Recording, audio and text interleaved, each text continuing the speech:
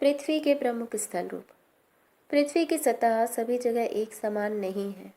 पृथ्वी पर अनगिनत प्रकार के स्थल रूप हैं। स्थल मंडल के कुछ भाग ऊंचे नीचे तथा कुछ समतल होते हैं। यह स्थल रूप दो प्रक्रियाओं के परिणाम स्वरूप बनते हैं।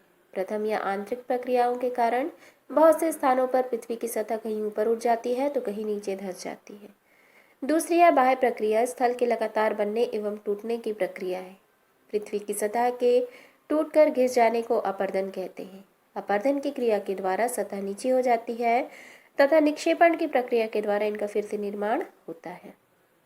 यह दो प्रक्रियाएं बहते हुए जल, वायु तथा बर्फ के द्वारा होती हैं। आइए जानते हैं पृथ्वी के प्रमुख स्थल रूपों के बारे में, जिसमें पहला है पर्वत।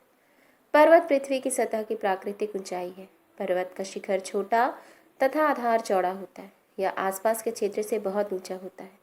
कुछ पर्वतों पर हमेशा जमी रहने वाली बर्फ की नदियां होती हैं, जिन्हें हिमानी कहा जाता है। पर्वत एक रेखा के क्रम में भी व्यवस्थित हो सकते हैं, जिन्हें श्रृंखला कहा जाता है। पर्वत कई प्रकार के होते हैं, जिनमें वलित पर्वत, भ्रंशोत पर्वत, ज्वालामुखी पर्वत तथा अवशिष्ट पर्वत प्रमुख होते हैं। हिमालय वलित पर्वत है, जिनकी सतह ऊबड़ खाबड़ तथा शिखर शंक्वाकार है। भारत की अरावली श्रृंखला विश्व की सबसे पुरानी वलित पर्वत श्रृंखला है। ज्वालामुखी पर्वत ज्वालामुखी क्रियाओं के कारण बनते हैं। अफ्रीका का माउंट किलिमंजारो तथा जापान का फ्यूजीनामा इस तरह के पर्वतों के प्रमुख उदाहरण हैं। पर्वत बहुत लाभदायक होते हैं। पर्वत जल के संग्रहगार होते हैं। बहुत 3 नदियों का स्रोत पर्वतों में स्थित हिमानी में होता है। आइए जानते हैं पठार के बारे में। पठार उठी हुई एवं सपाट भूमि होती है। यह आसपास के क्षेत्रों से अधिक ऊंचा उठा हुआ होता है तथा इसका ऊपरी भाग मेज के समान सपाट होता है। किसी पठार के एक या एक से अधिक किनारे होते हैं, जिनके ढाल खड़े होते हैं। पठारों की ऊंचाई कुछ 100 मीटर से लेकर कई हजार मीटर तक हो सकती है। भारत में दक्कन का पठार पुराने पठारों में से एक है। तिब्बत का पठार विश्व का सबसे ऊंचा पठार है, जिसकी ऊंचाई समुद्र तल से 4000 से 6000 मीटर तक है। पठार बहुत उपयोगी होते हैं क्योंकि उन्हें खनिजों की प्रचुरता होती है।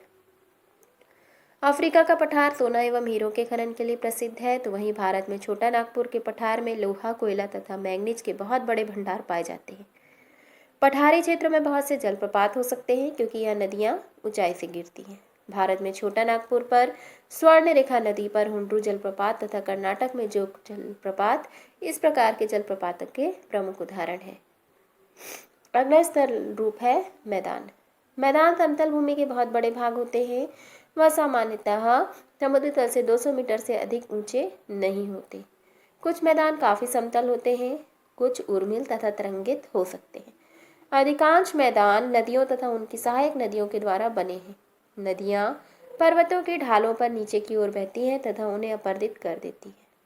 यह अपर्दित पदार्थों को अपने साथ आगे की ओर ले जाती हैं। अपने साथ ढोए जाने वाले पदार्थों जैसे बालू, पत्थर तथा सिल्क को वे घाटियों में निक्षेपित कर देती हैं। इन्हीं निक्षेपों से मैदान का निर्माण होता है। सामान्यतः मैदान बहुत उपजाऊ होते हैं। यहाँ परिवहन के साधनों का निर्माण करना आसान होता है, इसलिए यह मैदान विश्व के सबसे अधिक जनसंख्या वाले भाग होते हैं। एशिया में स्थित भारत में गंगा एवं ब्रह्मपुत्र का मैदान, चीन में यांगत्से नदी का मैदान इसके प्रमुख उदाहरण है। भारत में गंगा का मैदान देश में सबसे अधिक जनसंख्या वाला क्षेत्र है। इस प्रकार हमने जाना पृथ्वी के प्रमुख स्थल रूपों के बारे में।